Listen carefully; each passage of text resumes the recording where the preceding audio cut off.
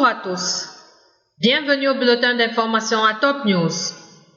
Au sommaire. Appel des humanitaires pour l'accueil des réfugiés syriens.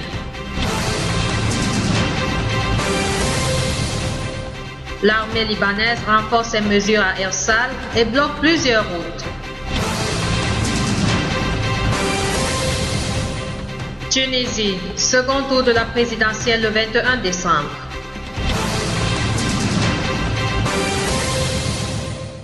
Mesdames et messieurs, voici les détails. Plus de 30 organisations humanitaires ont lancé lundi un appel pour que des États s'engagent à accueillir quelques 180 000 réfugiés syriens, pour l'instant pris en charge par les pays limitrophes de la Syrie. Cela représenterait 5% des 3,6 millions de réfugiés qui devraient affluer dans les États voisins de la Syrie en 2015, selon les projections du Haut Commissariat aux réfugiés de l'ONU, fuyant le conflit qui déchire le pays depuis 2011. Cet appel intervient avant la tenue mardi d'une réunion interministérielle à l'ONU à Genève pour examiner la question de la relocalisation de ces réfugiés afin de soulager les pays du Moyen-Orient qui les ont jusqu'alors accueillis.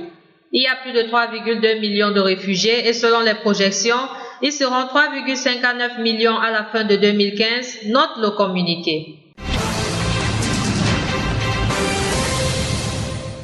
Au moment où l'armée arabe syrienne faisait avorter d'importantes attaques dans plusieurs régions syriennes, 2 raids israéliens ont été perpétrés hier dimanche après-midi contre des régions situées non loin de l'aéroport international de Damas et Chaïfia de Dimas. Selon la télévision officielle syrienne, les 2 attaques n'ont fait aucune victime. Dans un communiqué, le commandant de l'armée syrienne a commandé l'attaque israélienne en disant que l'agression israélienne intervient après les victoires réalisées par l'armée arabe syrienne à Alep et Deir ez-Zor.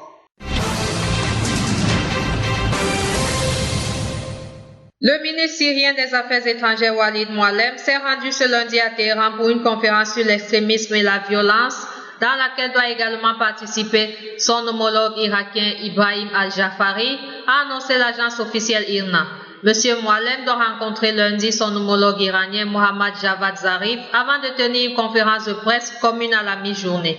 Le chef de la diplomatie irakienne est lui arrivé à Téhéran dimanche soir et s'est entretenu avec Monsieur Zarif dans la soirée. L'Iran aide le gouvernement irakien dans sa lutte contre Daesh qui a perdu la moitié des territoires qu'il avait occupés en Irak. Liban. L'armée libanaise a renforcé lundi ses mesures de sécurité dans la région de Ersal dans la Bekaa et bloqué plusieurs routes menant au jus de cette localité, rapporte l'Agence nationale d'information. L'armée a ainsi bloqué avec des remblais les routes de Wadi Atta et Wadi el-Hos. Selon une source militaire citée par la chaîne LBC1, la décision de bloquer les routes a été prise à la suite de l'attaque de Raïs Baalbek qui avait coûté la vie à 6 soldats et en raison de la recrudescence du nombre des attaques à la bombe dans le secteur. Le président du Parlement Nabi Berri a affirmé qu'Israël a commencé à voler le gaz libanais, exprimant son étonnement face au désintérêt du gouvernement face à ce dossier, rapporte le quotidien Al-Akhbar dans son édition du lundi. M. Berri a indiqué au journal avoir reçu des informations quasi certaines d'un scientifique international selon lesquelles Israël vole le gaz libanais près de la frontière maritime entre les 2 pays. Le Liban et Israël revendiquent chacun leur souveraineté sur une zone maritime de quelques 860 km² potentiellement riche en hydrocarbures.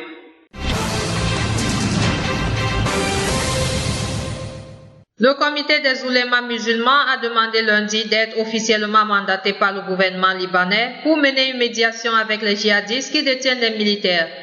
Nous avons des conditions pour reprendre la médiation entre le gouvernement et les ravisseurs. Nous voulons être mandatés officiellement par le gouvernement pour qu'on ne nous accuse pas de travailler pour servir nos propres intérêts, a déclaré le chef du comité des oulémas, Cheikh Salem El-Rafi. Le gouvernement doit être sérieux dans sa décision de libérer des islamistes de la prison de Roumieh, a-t-il ajouté, à l'issue d'un entretien avec le mufti de la République, Abdel Latif Derian.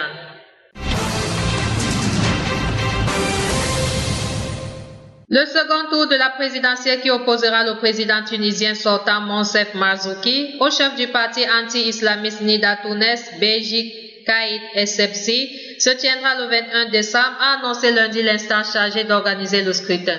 Le vote aura lieu le 21 décembre, a déclaré lors d'une conférence de presse Shafik Sassa, le président de cette instance en Tunisie.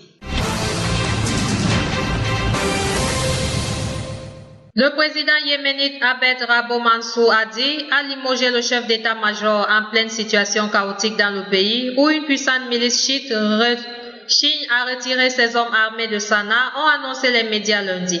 Selon un décret présidentiel, le général Hussein Naji Hadi Kairan a été nommé nouveau chef d'état-major en remplacement du général Ahmed Ali Al-Ashwel, désigné membre du Majles Al-Shura, conseil consultatif, la deuxième chambre du Parlement. Autre titre. L'ambassade du Canada au Caire a suspendu lundi ses services au public pour des raisons de sécurité au lendemain d'une décision similaire prise par la Grande-Bretagne. Ces fermetures surviennent alors que l'Égypte est le théâtre d'une vague d'attentats visant notamment les forces de sécurité depuis la destitution par l'armée du président islamiste Mohamed Morsi en juillet 2013. Aucun attentat n'a néanmoins visé les missions étrangères qui ont renforcé leurs mesures de sécurité. Pour des raisons de sécurité, l'ambassade du Canada au Caire sera fermée le lundi, a affirmé le gouvernement canadien sur son site officiel. Une note séparée adressée aux ressortissants canadiens en Égypte affirme que cette mesure restera en vigueur jusqu'à nouvel ordre.